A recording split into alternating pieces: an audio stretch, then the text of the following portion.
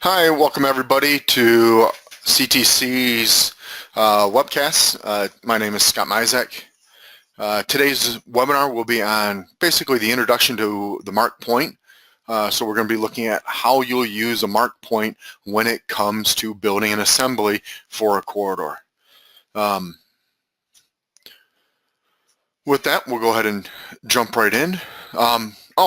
Just so you know, this is being recorded. I did remember to hit record this time, so when this is done, we'll have our marketing guys polish it up a little bit, and it'll go up on our YouTube page. So now we'll get started.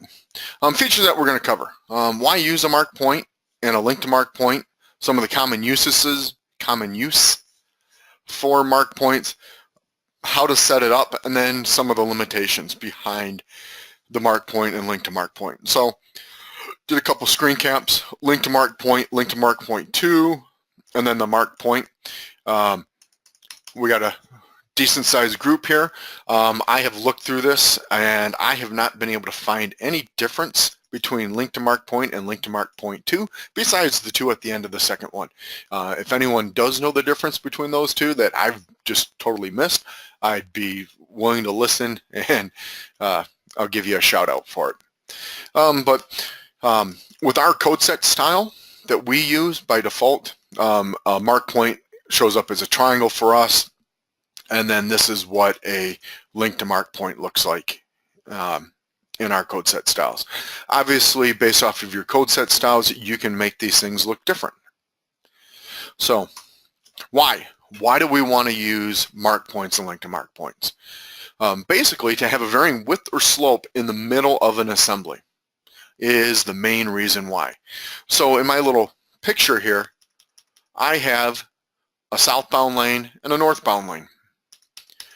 Well, I want my center line to hold for southbound, and I want my center line to hold for my northbound. But I need to have the two back of curbs to connect. Well, I can't build an assembly that will start at this top back of curb and then go at 5 feet at 2% to this back of curb, because with the center lines being independent of each other, those top back of curbs are also going to be independent of each other. So what we're going to need to do is put that mark point in. So some of the common uses, like I just said, medians. Right there. Another one, front slopes of ditches. I want to build a ditch and I want the back slope to be at right-of-way line, and then build the back slope, build the bottom, and then have the front slope maybe tie right into top back of curb. So my top back of curb is going to be dependent on the center line of the road. My back ditch is going to, back slope of ditch is going to be dependent on the right-of-way. And then everything builds backwards. And then working backwards from the right-of-way. Prime example of that is in an urban setting. I build my road, I build my curb, but then I want to target my right-of-way line both horizontally and vertically so that I'm tying into an existing building face or something that's already there that it'd be really expensive to maybe raise or lower a building. And then work backwards. So maybe I work backwards and I put in a sidewalk from there, and now I want to put in a mark point from the sidewalk, the front edge of the sidewalk, to the top back of curb to basically fill in the blanks. So those are 3 big reasons why you'd want to use mark point. And then the 4th one is basically to build everything within one corridor. I have seen clients build a corridor just for southbound and then another corridor just for northbound, and then they do a show boundary between the two to daylight or to fill in the blanks where the 2 corridors don't match. Using a mark point and then the link to mark point, I'm able to build both of these at the exact same time in the same corridor using one region, one assembly. Assembly setup. I need a mark point and I need a link to mark point. Simple enough on there. The key on there is that in the construction, I went into the construction of one of my assemblies, that mark point has to be built before the link to mark point. If I were to have built the link to mark point and then dropped in the mark point after it, it will not work. So you have to make sure that the link to the mark point is built first. The other key is that the name must match. So when you drop in the subassembly mark point, it's going to give it a name. Point name, I called it MP02 for mark point 2. Well, that name has to match the same name for the link to mark point. So they both have to be MP02. By default, it comes in as none. And I need to name it. What I have the ability to do with assemblies is actually have multiple mark points, multiple link to mark points. So I could actually have in one assembly mark point 1, mark point 2, mark point 3. I just have to make sure that they all line up with what I want it to be.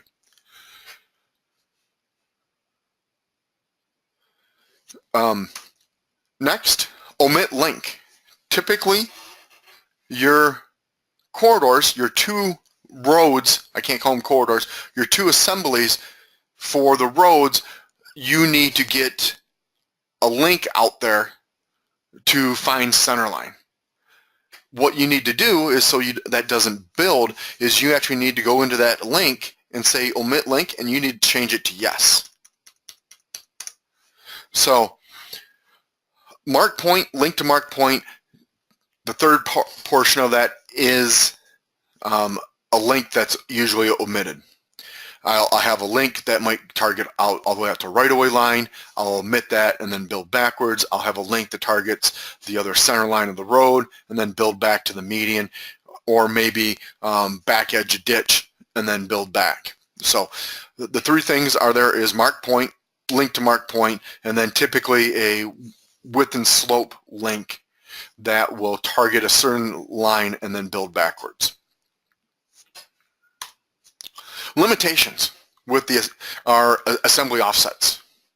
Mark point and link to mark point work when the link remains perpendicular to the original alignment. If one targets the assembly offset to a secondary alignment and a profile, and this secondary alignment does not remain parallel to the primary alignment, then the corridor may not build properly. So what will happen is it will go out and target that alignment and profile if you do an assembly offset. And if it doesn't remain parallel, it will end up creating bow ties like that right there. So in this example, I actually used the assembly offset, targeted another alignment, another profile, and on the left side, it came out and targeted, found that line, but then everything built perpendicular to that assembly, so that second road built perpendicular to that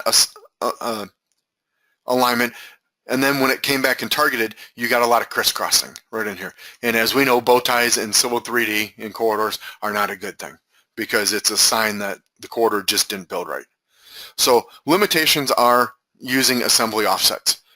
If the assembly offset is parallel, you shouldn't have any problems. If it's got minor kinks in it, like this one right in here, yeah, it came off and then built, you're going to get some deviations. If it's only tapering out from a 5-foot median to a 10-foot median and then coming back, and it's gradual, it'll look halfway decent, but it's still, you may get some bow ties. So that is the limitation with mark points, is the assembly offsets. That concludes my PowerPoint. So let's go ahead and jump right into the software. And what I have is I have actually built 4 assemblies in here, all using mark points and link to mark point. So I'm going to look at my first one right in here, and it's a ditch. I have my road, my curb, and then what I did was I added a link to mark point, properties. Whoops, let's get this over on the other screen on here. And all it is go 35 feet at a -5%. And then I have a back slope. Oops, let's just pick the one. 3 feet at minus 50%, so 2 to 1. And then I have the bottom of my slope. 2 foot, 2%. And then I have a link point. I also have a mark point here. This mark point is labeled MP01.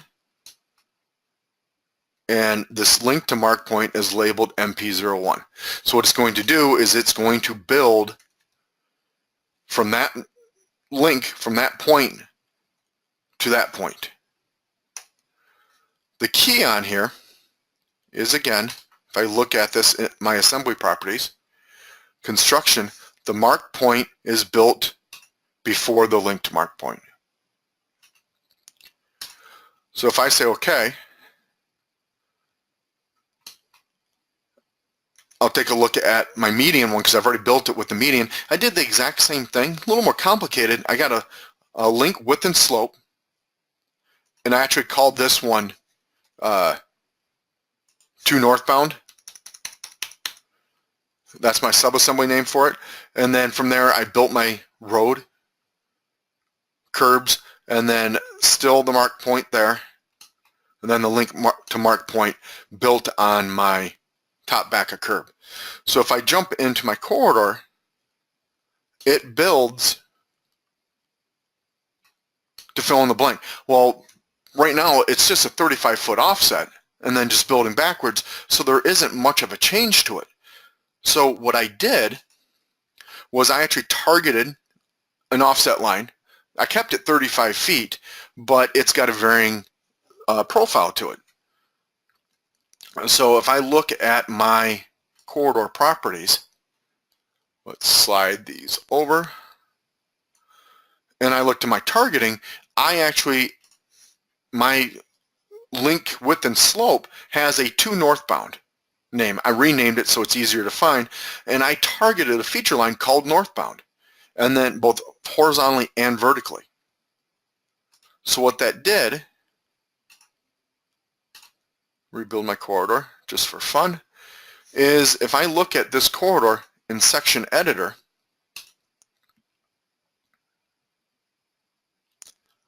here is my median, and as I move, you can see that the slopes of my lanes stay the same, but my slope between my top back of curbs is changing. Now, the one bad thing on here is I have a line right in here that goes top back of curb to top back of curb. That is my link to mark point. But I also have this other line right here that is going from top back of curb all the way up to center line. And that's my omit link assembly.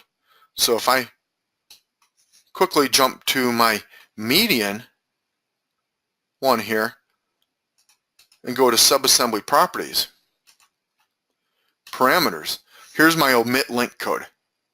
If I say yes, say OK, say OK. Corridors rebuild.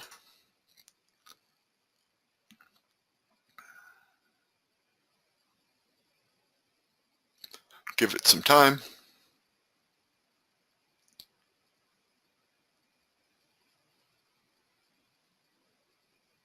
Now that link disappears. So it's like, if anyone of you use Subassembly Composer, it's like an apparent point or an apparent link. It doesn't build in your subassembly.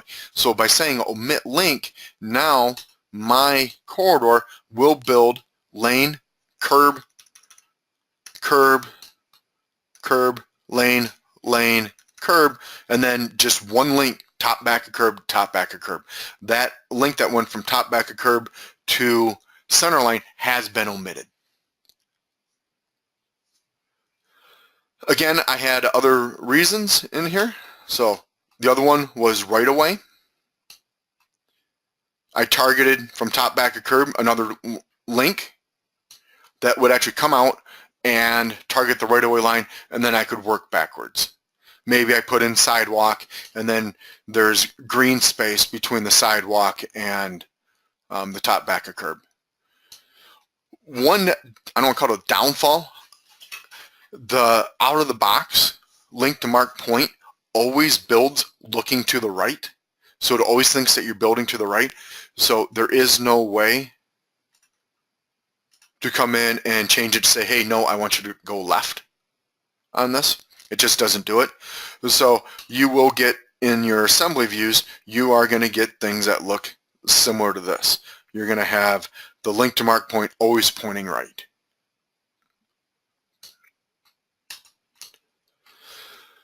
So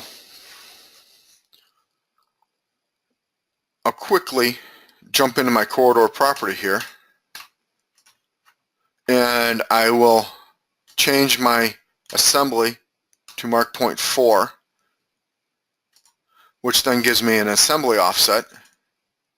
I'll say northbound, and then I will use my proposed surface, and I'll say OK. I'll rebuild again, and while that's rebuilding, oh, that went quick, so I'll just jump back in. Now if I look at this in plan view, those are the bow ties. It builds a little bit differently. And then if I look at it in here, again, there is my link from back of curb to back of curb, but because I used an assembly offset, I don't have that link that went from top back of curb to center line, so there was nothing to omit there. So in a nutshell, that is mark point, link to mark point, how to build them, the benefits to them, and other things like that. So remember, mark point has to be built first in the construction of the assembly. They both have to share the same name. If you only have one mark point and one link to mark point, calling them none is sufficient because they share the same name, none. Typically, you're going to have a link that will send you outwards because you are always going to build back towards the middle of your assembly, and that link will usually be omitted so it doesn't build in your corridor. And if you use assembly offsets, you have to make sure that they remain parallel, or you could run into issues like this. So I do have a couple questions in here. Why use the omit link at all? In the northbound, southbound example, why link the curb to the opposite road center line? Well, basically, I wanted my center lines for northbound and southbound to be independent of each other. So I needed to go from top back of curb of the southbound to then the center line of the northbound. And then that link was targeted to a feature line or an alignment and a profile, so I would have independent control between the two. And by doing so, I have a link that gets me there, so now I have to say omit link just so it doesn't build. Hopefully that answered. And then, do mark points allow you to target points between two corridors? No.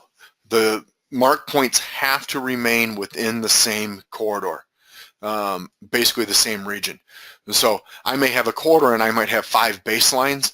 Those targetings have to stay within that same baseline. So that is one of the other limitations, is that, yes, the targetings have to be within that same assembly. So if I zoom out right in here, I could not put a mark point in this median sub-assembly and then have it target something in the right-of-way one. They have to remain within that same assembly.